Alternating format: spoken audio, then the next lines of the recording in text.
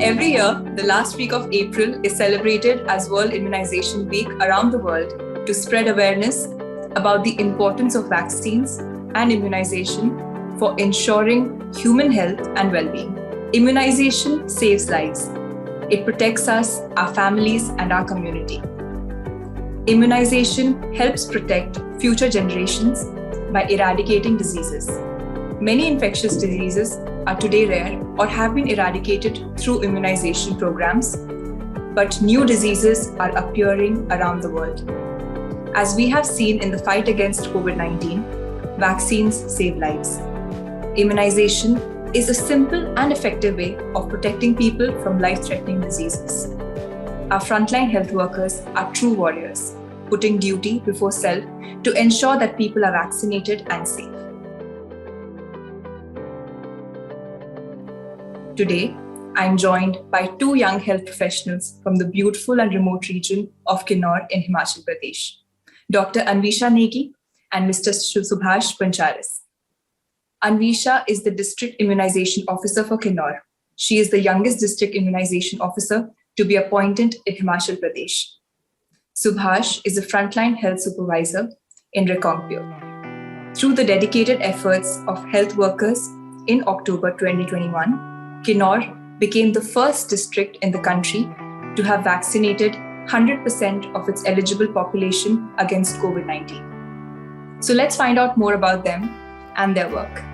So, Anvisha, आपने बहुत ही कम उम्र में काफी रिस्पॉन्सिबिलिटी वाला काम संभाला है. ये आपने जो करियर चुना है, उसके पीछे आपकी क्या मोटिवेशन रही? हेलो मनुषी, मोटिवेशन अगर मैं बताऊं आपको तो the biggest motivation is I can go into the people and I can do for their health, for betterment of their lives. Basically आपने जैसा बताया कि किन्नौर डिस्ट्रिक्ट हमारा जो डिस्ट्रिक्ट है, इट्स अ ट्राइबल डिस्ट्रिक्ट. यहाँ पे हमारा एक बॉर्डर तिब्बत से भी लगता है यहाँ पे. तो यहाँ का टेरेन अगर मैं बात करूँ तो ऐसा टेरेन है, एक घर से दूसरे घर जाने में ही लगभग 30 मिनट्स भी लग जाते हैं. The population is very scattered and terrain is too difficult. Plus यहाँ पर फैसिलिटीज जो हैं, हमारी जो बेसिक हेल्थ फैसिलिटीज हैं, वो भी बहुत ज़्यादा अच्छी नहीं है. तो जब हम यहाँ पे पढ़ते थे तो for higher education we have to move out and I did my graduation from Lady Hardinge Delhi and then after doing PG from PGI Rohtak I realised कि काफ़ी सारी चीज़ें हैं जो हमारे यहाँ नहीं है, जो हमें यहाँ रहते हुए नहीं मालूम होता था. तो वहाँ से मोटिवेशन हुआ कि I could do something for my people. I can go back to them. I can serve them. At least उनकी basic health facilities उनको improve किया जाए. Not only by sitting in an OPD. So I got this opportunity by God's grace and by my parents' blessing that I was chosen as district immunization officer. And उसके वजह से मैं एक time में कई सारे लोगों को सर्व कर पा रही हूँ. सो इम्यूनाइजेशन में जैसे आपने बताया कि काफ़ी सारी डिजीजेस हैं जो वैक्सीन से प्रिवेंट की जा सकती हैं, और हमारे एरिया में prevention is better than cure वाला कंसेप्ट है, क्योंकि यहाँ से टर्शरी लेवल फैसिलिटीज बहुत दूर है. शिमला यहाँ से 6-7 घंटे की दूरी पे है, तो अगर बीमार हो गया तो जाना मुश्किल है. तो it's always better to get vaccinated and take preventive measures rather than going for the treatment. So ये drives हैं कुछ जो मुझे अपने लोगों से उनको help करना, उनको serve करना, ये motivated रखता है. So this is my biggest motivation, I guess. अच्छा, thank you Anvisha ji. Even my parents are from PGI Rohtak. Oh, nice. उन्होंने भी अपनी MBBS और MD रोहतक से की है. सुभाष जी, इतने रिमोट एरिया में इम्यूनाइजेशन करना काफी मुश्किल काम है, जहाँ पे वेदर एंड टेरेन दोनों ही चैलेंजिंग हैं. हम आपसे जानना चाहेंगे कि आपको किस किस तरह की चुनौतियों का सामना करना पड़ता है और आप उनसे कैसे उबरते हैं. नमस्ते मैडम. यहाँ पे मेरी पोस्टिंग हुई थी 16 जून 1988 को. 33 इयर्स हो गए मुझे नौकरी करते हुए. तो तब में और अब में तो काफी फर्क है, लेकिन तब जो होता था कि कोल्ड चेन पॉइंट से जहाँ बेनिफिशियरी तक वैक्सीन पहुंचाना ही सबसे मुश्किल काम होता था.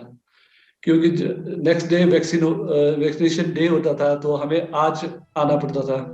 वो भी पहले जहाँ मेरी पोस्टिंग थी वहां से मुझे पहले 12 किलोमीटर पैदल चलना पड़ता था, फिर वहां से बस मिलती थी अगर किस्मत में हो तो, अगर ना हो तो फिर 22 किलोमीटर पैदल चलना पड़ता था। फिर हमें जो कोल्ड चेन पॉइंट होता है पीएससी में, तो वहां पे आके पहले दिन वहां आके फिर मेडिकल ऑफिसर से रिक्वेस्ट करके कि नेक्स्ट डे सुबह मुझे वैक्सीन चाहिए, तो नेक्स्ट डे सुबह 6 बजे वैक्सीन लेके बस में जाना, फिर वहां से उतर के एनएच पे बस 2 घंटे के बाद छोड़ देती थी, फिर वहां से फिर ऑन फुट जाना 4-5 घंटे, तो फिर वहां जाके फिर दिन में फिर वैक्सीन लगाना। तो तब तो इतना सारा होता था, अब तो क्या गाड़ियां रोड्स खुल गए हैं गांव तक, लेकिन रोडों की हालत ऐसी है कि गाड़ियां जा नहीं पाती, कच्चे हैं। तो फिर भी अभी भी कहीं कहीं जो है आधे घंटे से लेके 3-4 घंटे तक अभी भी पैदल चलना पड़ता है। अच्छा। और सर्दियों में तो, विंटर्स में तो ऐसा होता है कि वैक्सीन पहुंचाना बहुत मुश्किल। एक तो हमें वैक्सीन को जमने से बचाना होता है, और कैरियर उठा के फिर पैदल चलना होता है, तो बहुत सारी दिक्कत होती है। लेकिन फिर भी अब पहले से अब काफी चेंज हो गया है। फिर भी आप डटे हुए हैं। हाँ जी, हाँ जी। कई बार हमारी टीम्स जो है बर्फ में भी फंस जाती थी। एक बार जैसे पल्स पोलियो हुआ था, तो हमारी एक गांव है चितकुल, वहां से टीम पोलियो ड्रॉप्स पिला के वापस आ रही थी, तो रास्ते में बर्फ बहुत पड़ गई, तो रास्ते में फंस गए थे। तो सुबह आईटीबीपी और गांव वालों ने जाके उनको रेस्क्यू करके ले आए थे बचा के, और रात को बाहर ही रहे थे किसी गुफा में।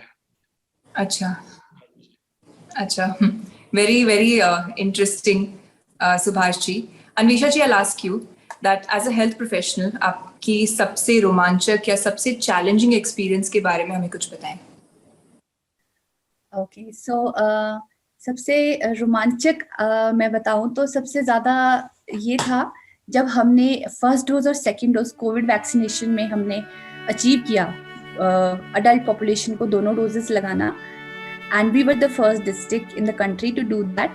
So that was the most exciting experience, I would say, क्योंकि उसके हमारा ये जो डोज कवर किया था हमने अक्टूबर में किया था, एंड उसके बाद हमारे विंटर शुरू हो जाते हैं, स्नोफॉल हो जाता है। तो अगर हम वो नहीं करते, अगर थोड़ा डिले हो जाता, तो इफ कोई कोविड पॉजिटिव हो जाता तो वहाँ से ट्रैवल करना, उसको ट्रांसफ़र करना, शिफ्ट करना तो काफ़ी डिफ़िकल्ट हो जाता।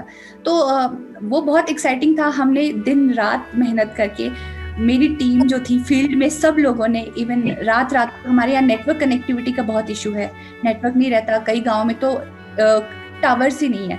तो हमने फिर भी मैनुअल रिकॉर्ड रख के कोविन पोर्टल पे सबको रात भर बैठ के अपलोड करके डेटा, सबको इवन घर घर जाके हमने, हिल टॉप्स तक जाके हमने लोगों को वैक्सीनेट किया। तो that was really exciting. And इसी दौरान जब हमारा ये स्टार्ट हुआ था, तो ट्रेनिंग देने के लिए हमें जाना था। एक पू डिस्ट्रिक्ट है, ब्लॉक है हमारा यहाँ पे, पू ब्लॉक, वहाँ पे जाना था, मुझे जाना था मेरी टीम को ट्रेनिंग इम्पार्ट करने। तो द नेक्स्ट डे मुझे जाना था, और उससे एक दिन पहले बहुत मेजर लैंडस्लाइड हो गया, इतने बड़े बड़े पत्थर गिरे थे और रोड पे, वहां पे एक व्हीकल को उन्होंने क्रश कर दिया, and 3 people died on spot, and everybody was so scared कि हम नहीं जाएंगे, अब कैसे होगा।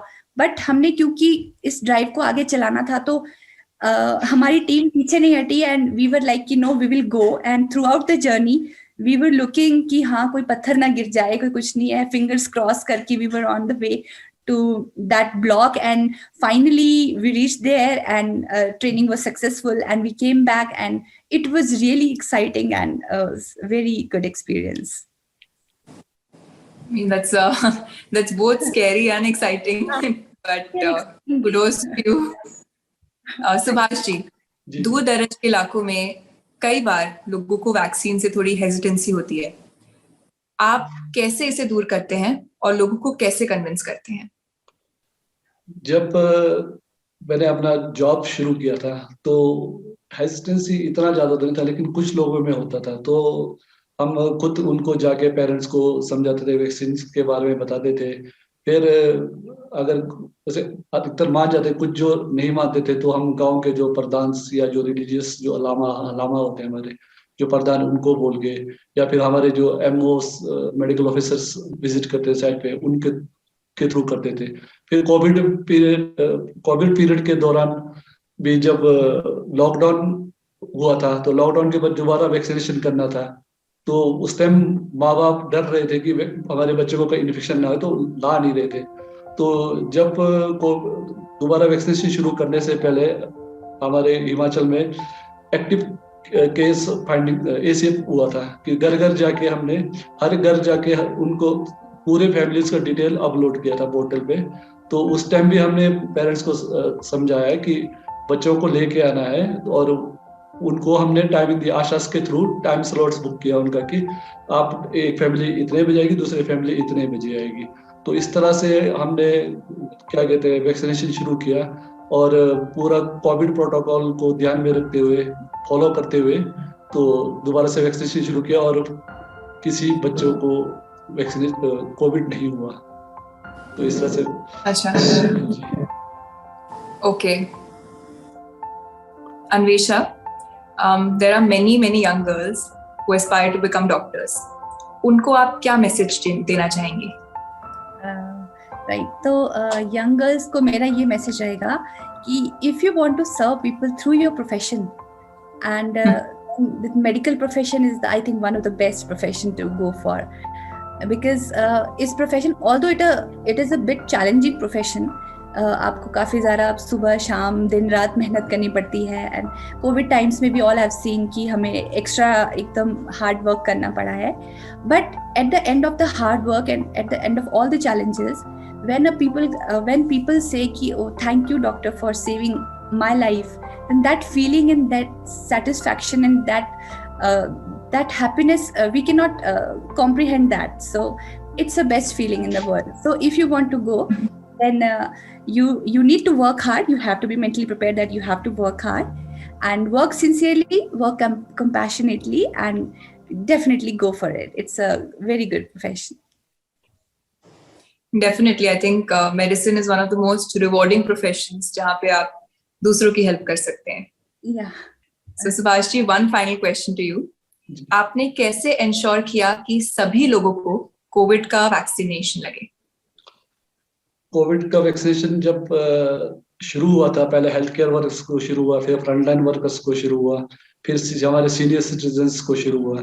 तो हमने कोशिश किया कि सभी को वैक्सीन लगे, और वैक्सीन वेस्टेज को मिनिमाइज करते हुए कि सबको वैक्सीन देना, वैक्सीन भी बचाना था।